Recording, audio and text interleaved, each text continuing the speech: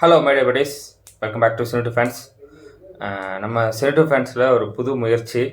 So Telugu படத்துடைய original version reaction பண்ண போகிறேன். ஸோ அது வேறு எந்த படமும் இல்லை, மா இன்டி பங்காரம், நம்ம சமந்தா அவங்களுடைய படம். ஸோ பண்ணியிருக்க மாட்டேன், லாங்குவேஜ் புரியாமல் நான் பண்ணுறது இல்லை. ஆனால் சமந்தாக்காக இது பண்ணி ஆகணும் அப்படின்ட்டு முடிவு பண்ணிட்டேன். ஏன்னா எனக்கு எப்படி ஹீரோஸில் வந்து கண்மூடித்தனமாக விஜய் சாரை பிடிக்குமோ அந்த மாதிரி வந்து ஹீரோயின்ஸில் சமந்தா பிடிக்கும். சமந்தா கண்ணின்னு சொல்லலாம். ஸோ அந்த மாதிரி நானுமே இந்த படத்தில் அந்த டீசர் ட்ரெய்லர் அப்படின்னு போட்டிருந்தாங்க. டீசர் ட்ரெய்லர் ரெண்டுமே ஒரே இதில் இருக்குது அப்படின்னு பார்த்தா அதுக்கு அவங்க வச்சுருக்கிற பேர் அந்த மாதிரி. ஸோ அதோட தமிழ் வெர்ஷன் இருக்கான்னு பார்த்தா தமிழ் வெர்ஷன் கிடைக்கல. ஸோ அதனால் டேரெக்டாக தெலுங்குலேயே போயிடலாம். அது புரியுதோ இல்லையோ, நமக்கு விஷுவலாக பார்க்கும்போது எதனா புரிஞ்சால் அது அப்படியே வீடியோவை பண்ணிடலாம் அப்படின்னு சொல்லிட்டு பண்ணிகிட்ருக்கேன். ஸோ இப்போ வாங்க மா ఇంటి బంగారం அந்த படத்துடைய టీజర్ ట్రైలర్ பார்த்துட்டு வந்துடுவோம். ఎట్లా ఇక్కడి వరకు వచ్చినాం కదా, ఉండిపోదాం. సమంత அவங்களோட ప్రొడక్షన్ అందరూ ఎంతో మంచోళ్ళలాగున్నారు. నాకు చూస్తా అంటే ఎప్పటి నుంచో తెలిసినట్లుంది. నువ్వు చూస్తా ఉండు, వారం రోజుల్లో ఫుల్గా కలిసిపోతాం అందరం. అంత ఫీల్ అవుతూ ఇప్పుడు ఉంటుంది చూడు, ఫుల్ ఎంక్వైరీ కమిషన్. ఏంది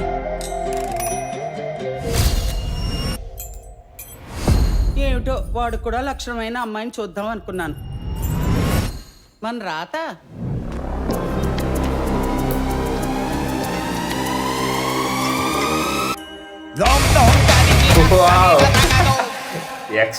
ఉంటున్నాడు తింటూ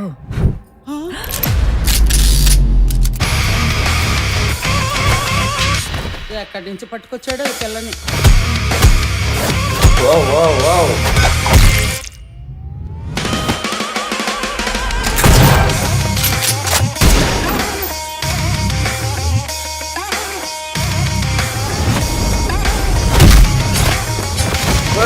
செம்ம ஆக்ஷன்.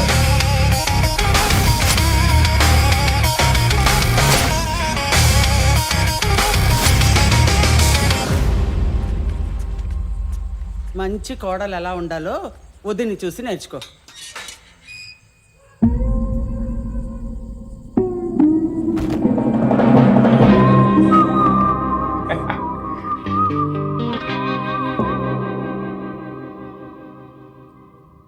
ஓகே, எதிர்பார்க்கலைங்க. நான் அந்த தம்ப்நெயில் இதெல்லாம் பார்த்துட்டு ஃபர்ஸ்ட் லுக் கூட பார்த்தேன். ஸோ அதெல்லாம் பார்த்துட்டு தான் சரி பஸ் சீக்வன்ஸ் ஏதோ ஒன்று இருக்குது அப்படின்னு பார்த்தா அந்த சீன் வரும்போது அந்த பஸ்ஸில் ஃபைட் சீக்வன்ஸ் மாதிரி ஏதோ ஒன்று இருக்குது அப்படின்னு நான் யோசித்தேன். ஸோ அது மாதிரி தான் நடந்தது. அதுக்கப்புறம் அந்த சீன்லாம் எக்ஸ்பெக்டே பண்ணலைங்க. இதில் மொத்தமாக ஹோல்சமாக எனக்கு என்ன புரியுது அப்படின்னா, இவங்க வந்து ஒரு சாதுவான பொண்ணு அப்படின்னு சொல்லி கல்யாணம் பண்ணி கூப்பிட்டு போகிறாங்க. அப்புறம் பார்த்தா தான் இவங்க இந்த மாதிரியான வெறித்தனமான ஒரு சில விஷயங்கள்லாம் பண்ணும்போது அது வீட்டுக்கு தெரியாமல் பண்ணுறாங்க. அது எப்படி அவங்க வீட்டுக்கு தெரியுது அப்படிங்கிற மாதிரியான ஸ்டோரின்னு நினைக்கிறேன். எல்லாத்தையும் விட அந்த டைட்டில்லையுமே அந்த பேங்கிள் இதெல்லாம் வச்சு அந்த டிசைனிங் பண்ணியிருக்காங்க. அதே மாதிரி பேங்கிள் அவங்க போடுறதுக்கும் மறுபடியும் ரிமூவ் பண்ணுறதுக்குமே தனியாக ஷார்ட்ஸ் இருந்தது. அது பேங்கிளுக்கும் இந்த படத்துக்குமே ஏதோ ஒரு கனெக்ட் இருக்குதுன்றதை தெரியப்படுத்துது. மேபி பேங்கிள் வந்து அவங்க போட்டுட்டு இருக்கும்போது வீட்டில் சாதுவான பொண்ணாகவும் பேங்கிள் எப்பப்பெல்லாம் ரிமூவ் பண்ணுறாங்க அப்போலாம் ஃபைட் சீக்வன்ஸ் இருக்குது அப்படிங்கிற மாதிரி முடிவு பண்ணிக்கலாம். ஸோ அந்த மாதிரி இருக்குது. சமந்தா வேறு லெவலுங்க. தான் சும்மாவா சொன்னாங்க லேடி தளபதி அப்படின்னு சொல்லிட்டு. எல்லாத்துலேயுமே பின்னியிருக்காங்க. அந்த சாதுவாக நடிக்கிறதுலேயும் பின்னியிருக்காங்க, ஆக்ஷன் சீக்வன்ஸ்லேயும் பின்னியிருக்காங்க. பஸ்ஸில் அந்த கம்பியை பிடிச்சிட்டு அந்த ஒரு ரொட்டேஷனில் வந்து எகிரி வந்து ஒரு உதவுப்பாங்க பாரு, வேறு லெவல். அதெல்லாம் மாஸ்.